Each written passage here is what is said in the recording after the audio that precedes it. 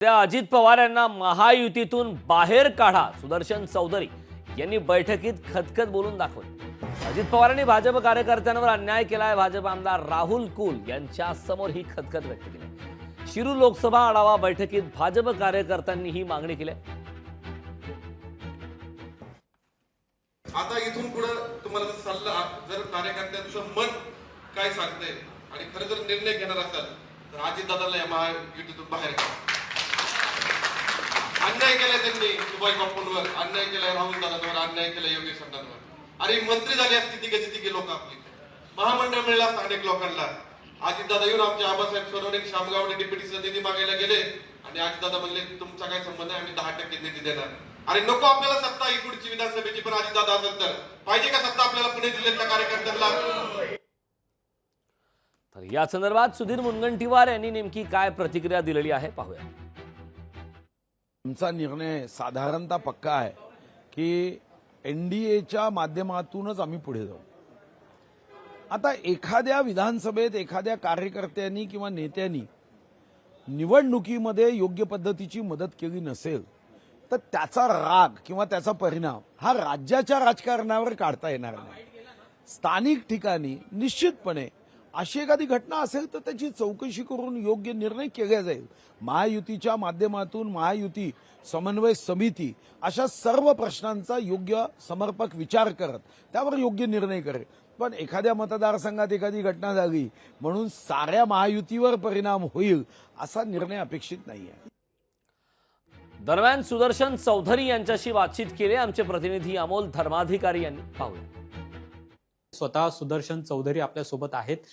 का नेमकी ही खतखत तुमच्या मनामध्ये आली? कारण की राज्यामध्ये आपण पाहतोय की तुमचे देवेंद्र फडणवीस असेल किंवा अजित पवार असतील युतीमध्ये एकत्र आहेत, विधानसभा सुद्धा आपण एकत्र लढू ते म्हणतात, पण ग्राउंड रियालिटी वेगळी दिसतेय। काय नेमकं झालं? ज्या जनतेमध्ये आम्ही मतं मागण्यासाठी जात होतो त्यावेळेस जनता आम्हाला त्यावेळेस तोंडावर म्हणत होती की राष्ट्रवादी काँग्रेस पार्टी नको, म्हणून आम्ही तुम्हाला भारतीय जनता पार्टीला या मतदान केलं आणि आता तुम्ही त्यांना सोबत घेऊन फिरताय, त्यामुळे आम्ही तुम्हाला काय मतदान करणार नाही अशा जनभावना त्या ठिकाणी निर्माण झाल्या। आणि खरं तर भारतीय जनता पार्टीचा कार्यकर्ता त्यामुळे अस्वस्थ झाला की पुढील स्थानिक स्वराज्य संस्थेच्या निवडणूक येणार आहेत आणि मग पुन्हा घड्याळाच्या विरोधात आम्हाला लढायचंय। आज आम्ही घड्याळाला या ठिकाणी मतं मागतोय आणि परत महायुतीला तुम्ही म्हणताय महायुतीमध्ये आपल्याला विधानसभा जिंकायच्या, तर खालच्या भारतीय जनता पार्टीच्या बूथ लेवलच्या कार्यकर्त्यापासून तर तालुक्यातल्या प्रत्येक पदाधिकाऱ्याची मागणी आहे की महायुतीमध्ये अजितदादांना घेऊन जर आपल्याला सत्ता स्थापन करायची तर ती सत्ता आम्हाला नकोय, कारण आम्ही विरोधीमध्ये राहू, विरोधी पक्षात राहू। स्वबळावर भारतीय जनता पार्टीचा कार्यकर्ता जर भारतीय जनता पार्टी सेना एकत्र लढणार असेल तर कार्यकर्ता जीवाचं रान करेल आणि मेहनतीने स्वबळावर सत्ता आणण्यासाठी प्रयत्न करेल।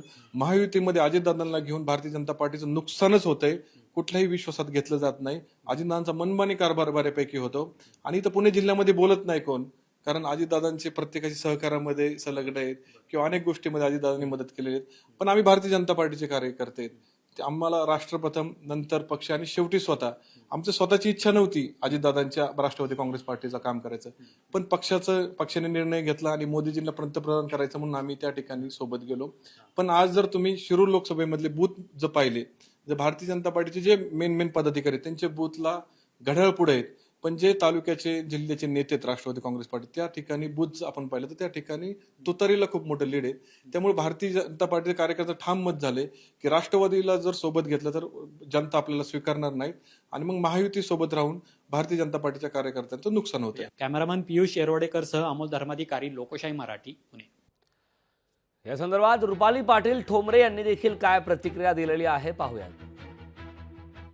तो कोणतरी भाजपचा सुदर्शन चौधरी म्हणून पदाधिकारी आहे, त्याला कोणताही अधिकार नाही, त्याची तेवढी लायकी नाही, पात्रता नाही, लोकांचा जनादर नाही आणि तो खुशाल माननीय उपमुख्यमंत्री, माननीय आमचे राष्ट्रीय अध्यक्ष यांच्याबद्दल जे वक्तव्य करतोय त्याचा तो जाहीर निषेध आम्ही व्यक्त करतो।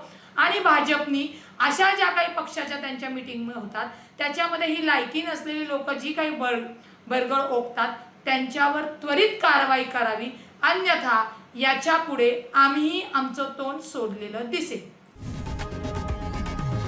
लोकशाही मराठी ऐका, पहा, जागरूक रहा।